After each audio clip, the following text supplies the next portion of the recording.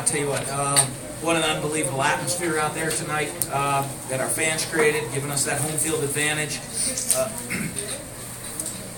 Great win, great win. I can't tell you how proud I am of this team, of our coaches, handling all the adversity that we had to go through all year to come in and, with all the different injuries we've had, everything that's going on, to come in and play the game that we played tonight was pretty special. Found a way to win the game.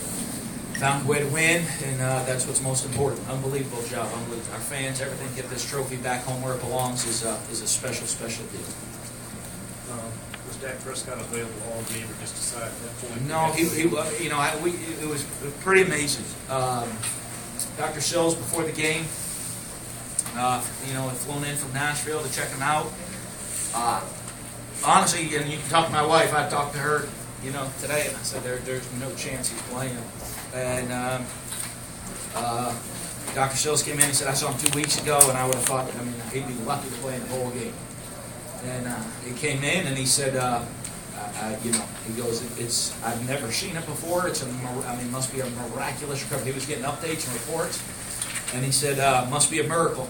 And he said he's clear. I'm going to clear him to go play in the game. I talked to Dak. Said you got to convince me to let you go play. He said, the concern is if he gets hit, how confident he's going to be, what he's going to do. Well, hard to say. Maybe I looked at that time in the game, and it was something I looked at him. I said, I'm not going to play in the first half. Because I know he wasn't 100%. And he said, I'm good with that, Coach. And he said, I'm nervous about getting hit. What it's going to be like. I turned to him right there in the fourth quarter. I said, you want to go? And he said, just put me in. And hard to believe. Imagine that there wasn't any divine intervention out there on that field today. We asked the team before the game to dedicate the game to somebody, and write a letter why they dedicated it to that person. And you can ask him who he dedicated his performance. Coach, when Dak went into the game, did you notice he got standing ovation? It was the loudest than it did the entire game. It doesn't surprise me. I'm kind of worried about what we're going to do and how to get some first downs and get some points on the board. But it doesn't surprise me. Kind of a heroic effort by to come in that position and coming down. And give credit. You look at all our quarterbacks and what we've had to go through. Damian Williams, unbelievable performance tonight. Had some drop balls. Come in as a true freshman. All I hear about is freshman. True freshman on our team came in finally, and and made an awful lot of big plays. And he was one of them. Did an unbelievable job managing. But all our quarterbacks, Tyler Russell put us in the position here last week to go win the bowl today. Damian did an unbelievable job during his time. And then when we got to the fourth quarter, where we wanted to be, I knew it. It's a tough call to play Dak. And when I met with the doctors, and one of the things, most important one they said was he shouldn't get hurt anymore.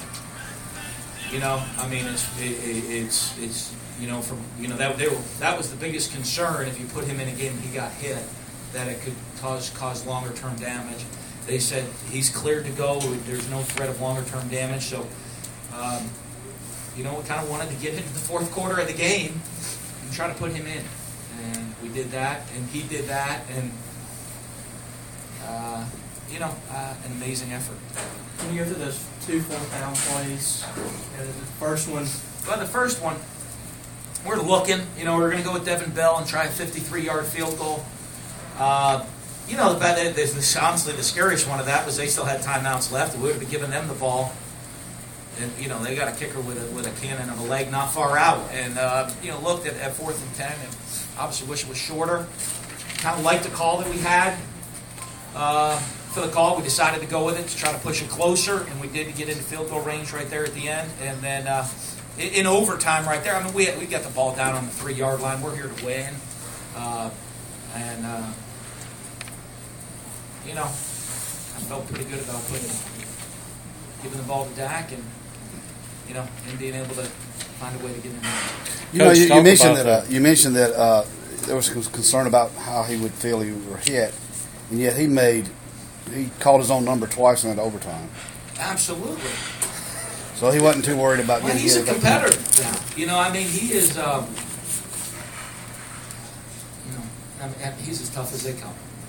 You know, I mean, I've been around guys that are tough before. You know, and I've been around guys that are quarterbacks like that, and competitors, and I mean, I've been around another 15 probably similar to him that. You know, I don't think he felt any pain, no matter what the situation would have been in that situation. Dak, he was going to get the ball. He came off on that fourth down when they called timeout, or we had to call timeout, call the play, and we actually switched the calls because he came over and he said, "I'm going to score." He said, "Give me the ball, I'll get the job done." So that was a pretty easy decision on my part. Dan had to be a genius coach to get that done. Coach, on the other side of the ball, talk about the job that Tavez Calhoun and Market did in not letting them get many yards after the catch. Well, it was going to be open field tackling was going to be a huge deal. We felt all night long. You know, I mean, their game is to get the ball in the open field and let guys go make some plays with it. And I thought all night long, I really did a great job not giving up a big play. You know, they've been a big play team. You know, we bent a little bit but didn't break. And, you know, but that open field tackling was huge. I mean, unbelievable.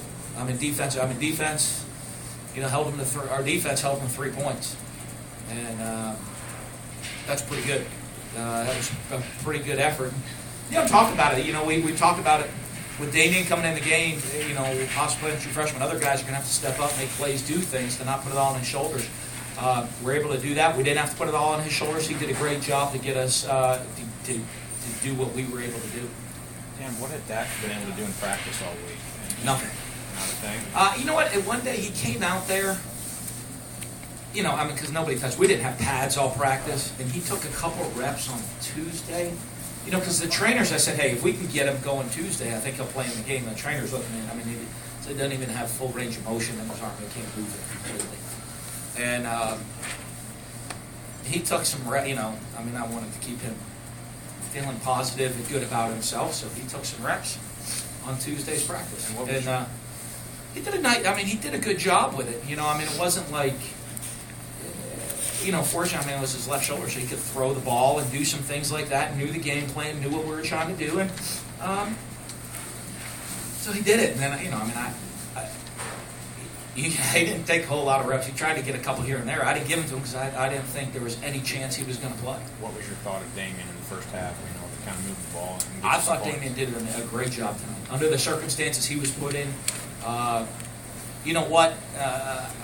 I thought he did an amazing job. I mean, the moment wasn't too big for him. You know, I mean, came in. I mean, you're a true, I don't know how many true freshmen started. I guess we're on the winning team of the Egg Bowl. I don't know, you know? Who else? There have? You got Wesley Carroll, John Bond. I'm asking the right people. Actually, John Ford. A couple Mississippi State guys. Who John on Your fans know who he was. One, saw Rusty coming off the field. He said it was literally like 2 or 3 minutes before the game that made this. Well, yeah, I mean, Dr. Sills came in from Nashville and checked him out, and, you know, I mean, as a specialist, and he said he looked at me and he said, I wasn't expecting to clear him today. After my examination, I've talked to, did research. He had talked to other people, I mean, I think he's as expert as they come, but he did talk to a lot of other people on top of it, and he said he can go. He goes, I don't know what one hit. He might be one and done, one play and out, but it there should be no, no any further injury to come more than probably just elongating the current injury. And so they told me it was before warm-ups, and I went and grabbed Dak, and and I think when I talked, I think he kind of knew the plan. I was hoping we could get into that. It got to the situation I wanted to get it to, where it got into the fourth quarter. It was a tight game, and I even told him it was 10-7. I looked at him. And I said, if we hold him here, I'm going to put you. You know, he wanted. I said, are you ready to go? He said, put me in. I'm ready to go. And I said, if we hold him here and it's still 10-7, I'm going to put you in. And we held him, and he went the rest of the way. The other thing is he, could you just talk about what the last 3 or 4 weeks have been like for him? Well, I don't know. You know, I mean, fortunately, he has football. We have a really close team. We have a family. You know, we're a family as a team, so he has a lot of guys there to take care of him. I think, you know, and obviously dealing with the injury, dealing with all the things going on in his personal life, dealing with other guys. But you know what? He gets to look in the room at a guy, Tyler Russell, who found a way last week to kind of give a heroic performance. And, you know, sitting right across from him, and I know they're so close that, you know, I think all of that stuff keeps him going. And, but, you know, I mean, he's a great kid. He's a special kid. To deal with what he's dealt with this year and to give the performance he gave is, that's pretty unbelievable.